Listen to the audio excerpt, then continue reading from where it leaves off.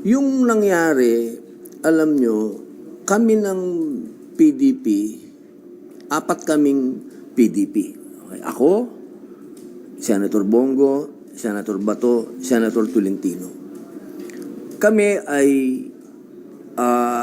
isang partido, kaya ang boto namin ay isa lang. Naiintindihan ko si Senator Bato kung bakit nagkaroon ng naging emosyonal siya sa pangyayari. Kasi talaga namang para sa akin, at alam ko naman yung nangyari dahil ako ang presidente acting presidente ng PDP. Alam ko kung ano yung nangyari sa aming block. Sa aming block kasi, hindi pwedeng maghiwa-hiwalay. Kung ano yung boto ng isa, dapat yun ang boto ng lahat. Kaya nung kinausap namin si Bato, wala naman siyang nagawa. Wala na siyang nagawa. Kasi kailangan mamili siya, partido o yung kanyang matatawag natin na pakikisama kay SP, MIGS. Siyempre, nanaig yung pagiging party man niya. Kasi yun ang adhikain ng PDP. Kailangan sumunod ka sa sinasabi ng partido. Yun po ang napagdesisyonan namin.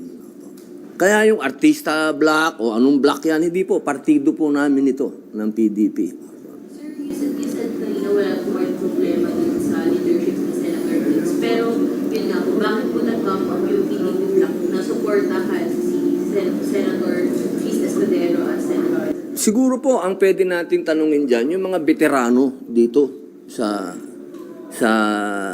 Senado. Kasi kung ang ganyang mga hakbang, hindi po yan pwedeng mag-umpisa sa amin na mga neophyte.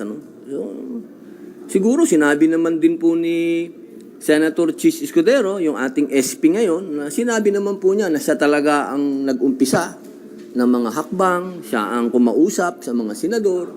Opo, kaya siguro po sila na lang po ang tanungin natin, yung mga veterano po dito. Pero kayo sir, di ba akat po kayo pumoto sir? Kayo po, anong personal niyo pong reason bakit po sa tatlo kayo, isa ka na sa boto sa pumoto sir for Senator Diggs? Ano po yung...